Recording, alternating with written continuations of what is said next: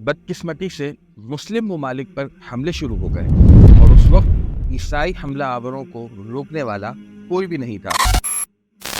मौजूदा गजा पर इसराइली हमला भी इसी सिलसिले की एक कड़ी है। इस वक्त हमास और इसराइल के दरमियान जारी जंग भी इसी तरफ इशारा करती है।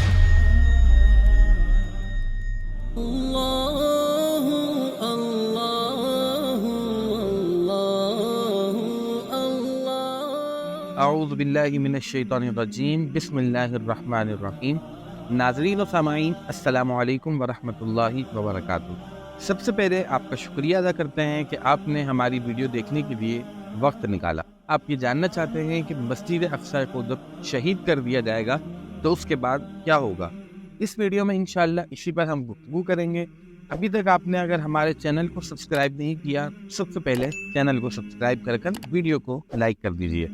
नाज़रीन, फ़लस्तीन की सरज़मीन हज़ारों अम्बिया का मस्कन और मदफन है, यानी यहाँ हज़ारों अम्बिया रहे और इनके मज़ारात भी वाक़े हैं। इस एतबार से ये बहुत मुक़द्दस सरज़मीन है, लेकिन ये मुक़द्दस सरज़मीन एक बार फिर यहूदियों के हाथों लहूलुहान है। वो यहूदी जिनके हाथ अम्बिया के खून से रंगे हुए हैं, गोया नेक, पाकबाज और मासूम लोगों का खून बहाना यहूदी कौम की फितरत है। नाज़रीन, अर्ज़ फ़लस्तीन मुसलमानों के नज़दीक बहुत ही मुक़द्दस और मुहतरम है, इसलिए कि यहाँ मुसलमानों का क़िबला अव्वल है। मुसलमानों के नज़दीक मक्का मुकर्रमा और मदीना मुनव्वरा के बाद ये तीसरा मुक़द्दस शहर है।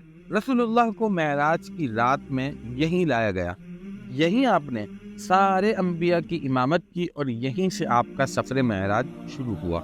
ये पाक और मुक़द्दस शहर दूसरे खलीफा उमर बिन खत्ताब के दौरे खिलाफत में सैयदना अमर बिन आस और अबू उबैदा की क़यादत में फ़तह हुआ। उस वक्त के हुक्मरान और पादरियों की बेतवज्जुही और बेअदबी की वजह से ये सारी जगह वीरान थी और मुक़द्दस चट्टान पर कूड़ा करकट पड़ा हुआ था। दूसरे खलीफा सैयदना उमर ने इसकी सफाई का हुक्म दिया और ख़ुद भी सहाबाए किराम के साथ मिलकर सफाई की। फिर सैयदना उमर ने बुर्राक बांधने की जगह के करीब नमाज अदा की और यहाँ से मस्जिद की तामीर का हुक्म दिया। मुस्लिम हुक्मरानों ने इस शहर को अमन व अमान का गहवारा बनाया और अपनी रियासत के बेहतरीन वसाइल इसकी तामीर और तरक्की के लिए वक्फ किए। इस शहर में मुसलमानों के साथ साथ ईसाई भी आबाद थे, जिन्हें अपने रस्म रिवाज के मुताबिक ज़िंदगी बसर करने और इबादत करने की पूरी आज़ादी थी। बदकिस्मती से 1099 में बिलाद इस्लामिया पर यानी इस्लामी ममालिक पर हमले शुरू हो गए और ये वो वक्त था जब ईसाई हमला आवरों का रास्ता रोकने वाला कोई भी न था। चुनाचे 15 जुलाई 1099 में ईसाई बैतुल मुक़द्दस पर काबिज़ हो गए और इस मौके पर मस्जिद अक्सा और बैतुल मुक़द्दस में आग और खून की ऐसी भयानक होली खेली गई कि जिस पर इंसानियत आज भी शर्मसार है। नाज़रीन, मुसलमानों का कत्ल आम करके फ़लस्तीन का अमन तबाह कर दिया गया और वो यहाँ ईसाई हुकूमत कायम करने में कामयाब हो गए। इसके बाद अल्लाह की रज़ा से फ़लस्तीन में बसने वाले मज़लूम बंदों और बैतुल मुक़द्दस की आज़ादी के लिए सलाहुद्दीन अय्यूबी के हाथों एक जंग हुई। सलाहुद्दीन अय्यूबी की सबसे बड़ी ख्वाहिश बैतुल मुक़द्दस और मस्जिद अक्सा की फतह की थी। ईसाई हुक्मरानों के साथ कई तवील और खून रेज जंगों के बाद बैतुल मुक़द्दस और मस्जिद अक्सा आपके हाथों फतह हुआ और आपको फातिह बैतुल मुक़द्दस का नाम दिया गया। नाज़रीन, ये बात तारीख में हमेशा लिखी जा चुकी है कि सलाहुद्दीन अय्यूबी ने बैतुल मुक़द्दस में दाखिल होकर ईसाइयों के साथ निहायत ही मुशफ़िक़ाना सलूक किया। उन्होंने वो मज़ालिम नहीं लाए जो इस शहर पर कब्ज़े के वक्त ईसाई अफवाज ने बर्पा किए थे। नाज़रीन, अय्यूबी सल्तनत के खात्मे के बाद एक वक्त आया जब खिलाफत उस्मानिया कायम हुई।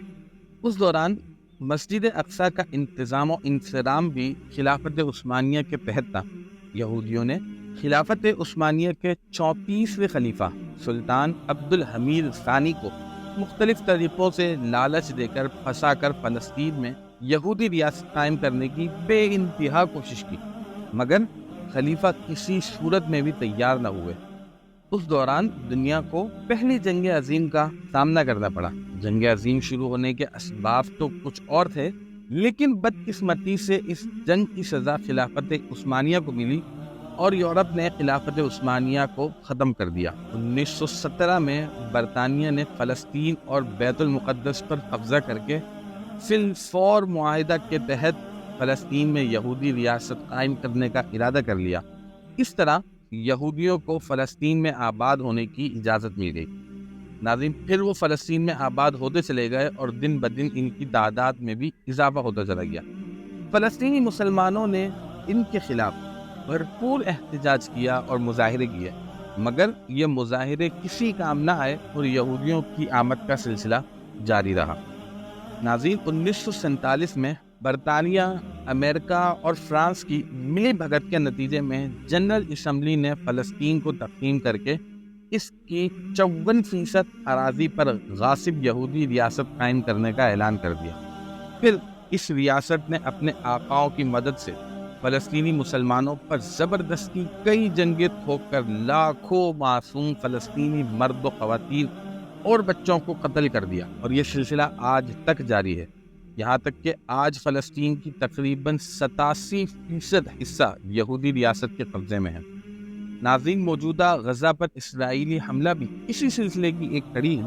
اس وقت حماس اور اسرائیل کے درمیان جو جنگ جاری ہے، اس کی مثال ایسے ہی ہے جیسے چوروں اور ڈاکوؤں کا کوئی گروہ کسی گھر میں داخل ہو جائے، گھر پر قبضہ کر لے اور گھر کے جو اصل مالکان کو کسی جگہ بند کر دے، ان کو بھوک، پیاس اور بیماریوں میں چھوڑ دیا جائے۔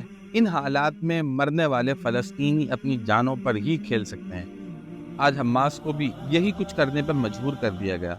ان حالات میں سوال یہ نہیں کہ فلسطینی مسلمانوں نے بے سر و سامانی کی حالت میں اسرائیل پر حملہ کیوں کیا، اصل سوال یہ ہے کہ فلسطینی مسلمانوں کو اس حملے پر مجبور کیوں کیا گیا۔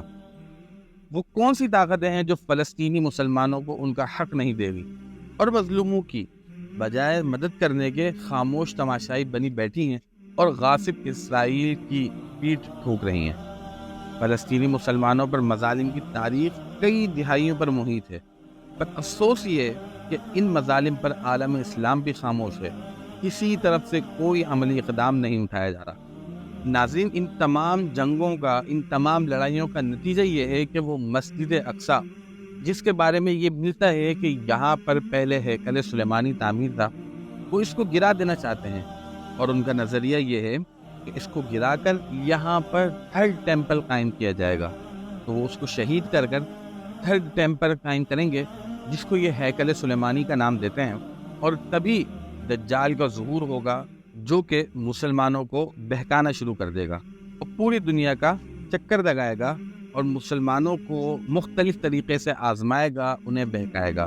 ناظرین، دعا بھی کیجیے کہ اللہ تبارک و تعالی ہمیں دجالی فتنے سے محفوظ فرمائے، ہمارے مسلمان بہن بھائیوں کی مدد فرمائے، آمین بجاہ النبی الامین۔ اگر ویڈیو پسند آئی ہے تو ویڈیو کو لائک کیجیے، چینل کو سبسکرائب کیجیے تاکہ نئی آنے والی ویڈیوز آپ کو مل سکے۔